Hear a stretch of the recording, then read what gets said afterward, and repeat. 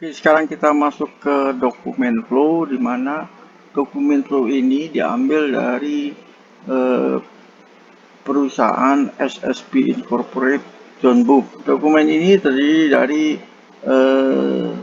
purchase requisition atau permintaan pembelian, purchase order atau pesanan pembelian, packing list atau daftar kemasan, good receipt dokumen atau dokumen penerimaan barang, vendor invoice atau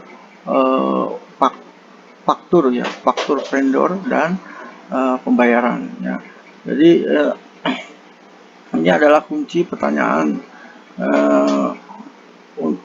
mengenai dokumen tentang bagaimana, apa tujuannya, apa, kapan, apa, di mana, dan bagaimana variasi proses atau step-stepnya ya. Bagaimana perubahan data itu berjalan melalui proses-proses dan siapa yang tanggung jawab terhadap data tersebut. Oke, kita akan lihat satu persatu dokumen-dokumen tersebut. Purchase requisition atau daftar permintaan pembelian ya. Jadi di sini dokumennya ini terlihat manual ya. Di sini David secara fisik memantau kuantitas produk di gudang, di rak-rak gudang ya. Ketika kuantitas dikurangi ke beberapa tingkat yang telah ditentukan dalam batas-batas minimum itu berkurang, maka dia akan membuat daftar permintaan pembelian ke bagian purchase, yaitu kepada si Marta ya. Permintaan pembelian ini berupa dokumen yang mengidentifikasikan bahan yang dibutuhkan, jumlah yang dibutuhkan, dan tanggal yang dibutuhkan ya. Dalam contoh ini, David membuat daftar permintaan yang ditampilkan pada dokumen ini ya. Di sini mengidentifikasikan David sebagai orang yang mempersiapkan daftar permintaan ini dan menentukan bahwa dia menginginkan produknya itu pada tanggal 27 Juli, di mana dokumen permintaannya ini ke bagian purchasing itu dibuat pada tanggal 9 Juli. Di area yang ketiga ini sebenarnya adalah aktivitas berikutnya ya, karena di sini vendor belum ditentukan, belum ada ya. Sedangkan yang keempat ini di sini ditandatangani oleh David ya, pada tanggal 9 dan karena surat ini ditujukan ke Marta, maka tentunya ini belum ditandatangani. Nah, untuk yang area kelima ini menunjukkan adalah di sini bilangan requisition, bilangan permintaan, di mana bilangannya ini nomornya ya, nomor requisition ini harus unik ya. Unik artinya permintaan yang berbeda tentunya nomornya juga harus berbeda. Sedangkan PO number ini merupakan aktivitas berikutnya ya, setelah bagian purchasing itu menentukan vendornya ya. Jadi ini dan ini itu merupakan aktivitas lanjutan. Dokumen ini oleh David dikirim ke Marta, ke bagian purchasing department untuk diproses selanjutnya, lebih lanjutnya. Dia akan menyimpan kopi atau salinan sebagai catatan atau arsip di departemennya, yaitu warehouse atau gudang. Purchase order ya, atau pesanan pembelian. Di sini departemen pembelian bagian purchase, dia menerima daftar permintaan dari warehouse, dari David ya, untuk memilih pemasok yang sesuai dan membuat pesanan pembelian ya, seperti ini. Purchase order ini merupakan perjanjian untuk membeli materi yang disebutkan ya, yang disebutkan atau yang diinginkan oleh warehouse dengan harga yang ditentukan dari pihak vendor dan pihak purchasing dengan persyaratan-persyaratan yang telah disepakati. Karena departemen purchasing ini mengikat organisasi untuk membeli ya, berarti semua pembelian biasanya itu harus diproses oleh atau melalui departemen pembelian atau purchasing ini dan mematuhi kebijakan dari kebijakan pembelian dari perusahaan ya. Pesanan pembelian berisi banyak data yang ditemukan dalam daftar permintaan pembelian, termasuk jenis dan jumlah bahan yang dipesan. Selain itu berisi informasi harga dan pengiriman. Sebagai contoh, ketika Martha menerima permintaan, dia memilih Black Widow sebagai vendor skateboard atau supply pemasok ya. Martha menunjukkan bahwa bahan yang harus dikirim itu ditujukan ke David dalam hal ini ya pengirimannya ditujukan ke bagian gudang ya. Di sini terlihat bahwa maksudnya pengirimannya itu melalui darat, jadi bisa menggunakan mobil, truk, box, kereta ya, atau yang lainnya. Jadi di sini pengirimannya melalui darat. Nah, di sini ada FOB point, tertulis destination. Jadi artinya di sini destination ini selama barang itu belum diterima, maka itu jika terjadi kerusakan atau apapun itu masih tanggung jawab daripada si pengirim. Di sini purchase order nomor 1546 ya, PO-nya nomor 11 dan tanggal dikirimnya adalah 2 Juli. Payment term di sini net 30, artinya adalah pembayarannya itu deadline-nya 30 hari kemudian. Jadi titik FOB atau pre-on-board point ini adalah titik kepemilikan materi dalam pengiriman secara legal, berpindah dari satu perusahaan ke perusahaan lainnya. Pre-on-board ini adalah titik pengiriman dan tujuan. Sekarang mengapa FOB ya ini harus dipesan lebih dahulu ya. Jadi FOB ini menunjukkan implikasi utama dalam kasus kehilangan atau kerusakan material saat pengiriman dalam perjalanan antara penjual dan pembeli. Jika point of board, pre-on board point ini adalah pengapalan ya, titik pengapalan, maka kerugian itu akan ditanggung oleh pembeli ya. Karena pemilikan berubah kepada pembeli segera setelah kiriman itu dikirim ya. Sebaliknya jika FOB point itu adalah destination, maka kerugian itu akan ditanggung oleh si pengirim ya. Karena kepemilikan itu tidak berubah sampai materi itu sudah diserahkan. Nah, di sini yang menandatangani adalah manajer purchase Martha pada tanggal 11/7. Oke, kita lihat lagi dokumen selanjutnya. Jadi ketika vendor mengirimkan kiriman, daftar pengepakan atau packing list atau dokumen pengiriman ini akan disertai bersama kiriman barang tersebut ya. Daftar pengepakan ini memberikan perincian tentang bahan-bahan yang terkandung dalam pengiriman ya, seperti ini ya. Mencakup data tentang pesanan pembelian ya, untuk pengiriman, pesanan pembelian untuk pengiriman, tanggal ketika pesanan ya, ini tanggal pesanan ya,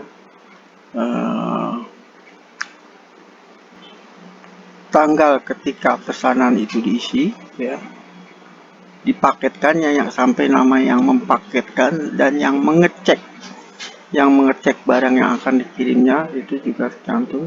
Lalu tanggal pengiriman ya, jadi barangnya itu ketika akan diisi tanggal berapa dan dikirim tanggal berapa ya. Dan itu di sini ada order date ya, tanggal order ya. Dengan di sini ada customernya, dalam hal ini adalah David ya yang memesan, dan nomor customer, nomor PO ya, dan nomor order ya. Dan di sini shipnya pengirimannya ini melalui UPS ground, jadi lewat darat. Pengirimnya di sini vendornya adalah Black Widow Skateboard ya. Dikirim ke tujuannya, tujuan dalam hal ini adalah SSB ini ya, dan tagihannya juga ke SSB ya, atas nama David Blomberg ya. Nah, di dalam packing list ini, di sini ada barang-barang yang dikirim ya. Di sini tercantum kuantitas ya, kuantitas daripada permintaan ya, ordernya, dan kuantitas yang barang yang dikirim ya. Bisa sama, bisa tidak. Berarti kalau sama berarti barang yang diminta itu terpenuhi semuanya. Kalau tidak ya berarti di sini ada unsur weight-nya akan berbeda. Weight-nya berbeda, tentunya biaya pengirimannya juga beda. Back order quantity ini adalah jika barangnya tidak sesuai atau salah atau rusak, maka dia dikembalikan. Nah, ini return ya, jadi return. Nanti proses return akan dibahas kemudian. Di sini ada weight. Jadi yang di dalam packing list ini tidak ada harga daripada tiap barang yang dikirim, harganya berapa tidak tercantum, tapi hanya weight-nya saja ya, berat daripada barang yang dikirim dan total daripada berat.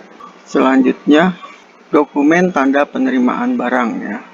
Jadi saat kiriman tiba di gudang ya, di sini tim Jones ya akan menerima kiriman tersebut, dan dia menggunakan nomor pesanan ya, nomor pesanan pembelian pelanggan di daftar pengepakan tersebut ya.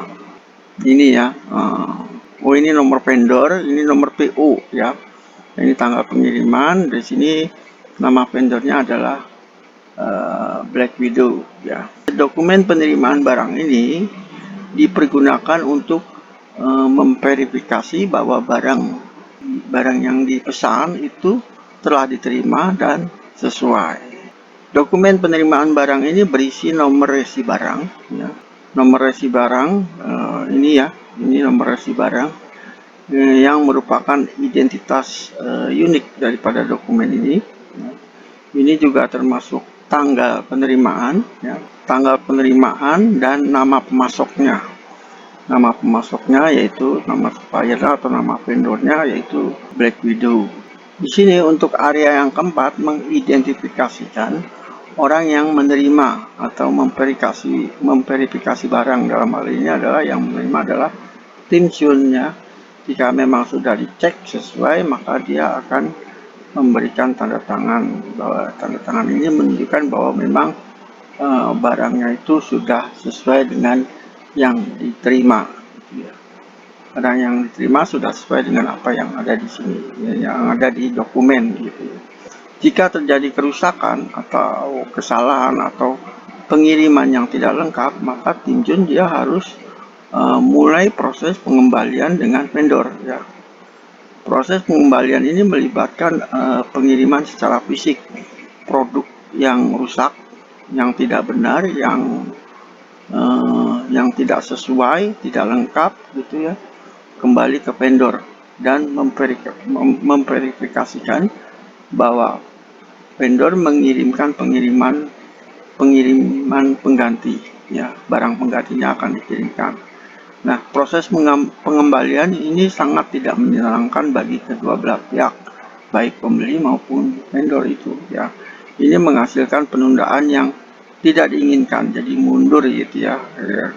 Untuk menghindari masalah tersebut, perusahaan tentunya akan menerapkan proses kontrol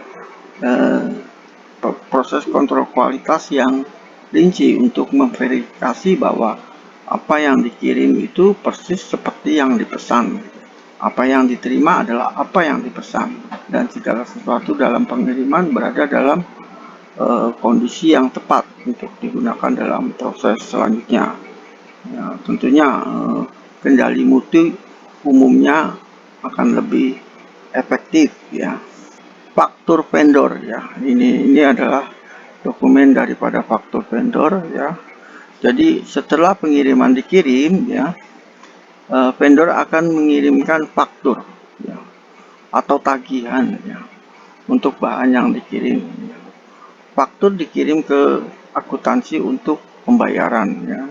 Akuntansi akan mengambil dokumen pesanan pembelian dan penerimaan barang yang sesuai, verifikasi tanda terima, dan membandingkannya dengan faktur, gitu ya. Jika data ketiga dokumen cocok, ya, pembayaran dikirimkan ke vendor. Ini disebut pertandingan 3 arah, ya, namanya pertandingan 3 arah atau three-way match, ya. Dinamakan dengan three-way match, atau kalau di Indonesia kan agak ini juga, ya, pertandingan 3 arah, ya, atau three-way match, ya. Jika dokumen resi barang tidak tersedia, ya, ini menandakan kiriman itu belum diterima, ya. Jadi kalau resi penerimaan barang belum ada, ya berarti barang itu belum diterima, dan invoice akan diisi dengan PO, ya, dengan purchase order. Pelanggan tidak mengirimkan pembayaran sampai barang tersebut benar-benar diterima dan mungkin dilakukan pencocokan 3 arah itu, ya. Jadi fakturnya ini akan mengidentifikasi pengirim, nomor faktur, tanggal faktur, ya, penerima, nomor pemesanan pembelian pelanggan, dan nomor pesanan daripada vendor. Jadi rincian dari invoice ini itu tercantum saldo, ya, saldo total. Dari kita lihat di sini, ya, saldo total, ya. Ini memberikan informasi tentang siapa yang harus dibayar, ya, membuat cek yang dibayarkan dan kemana harus pembayarannya itu dikirim, gitu, ya. Oke, selanjutnya, ketika kecocokan 3 arah telah tercapai, maka perusahaan akan melakukan pembayaran kepada vendor. Berbagai metode pembayaran itu bisa dimungkinkan, bisa secara cash, cek, transfer, ya. Karena kedua sistem ini kalau cash biasanya jarang, umumnya itu dalam bentuk cek atau transfer, karena di situ ada sistem untuk meninggalkan jejak, ya. Jadi ada rekamannya, ya, ada catatannya sebagai suatu saat jika diperlukan, dan perlu ada bukti pembayaran yang terdokumentasi. Di sini SSB melakukan pembayaran dengan cek. Di sini Sana dalam hal ini bagian akuntansi menyiapkan dan mengirimkan cek ke vendor dan mencatat rincian pembayarannya pada faktur, ya. Oke, di sini, ya, mencatat rincian pembayarannya pada faktur, ya. Kemudian mengarsipkan pesanan pembelian ini sesuai dengan tanda terima barang dan faktur yang terkait dengan pesanan. Nah, sekarang pesanan sudah selesai, barang sudah diterima, uang sudah dibayar.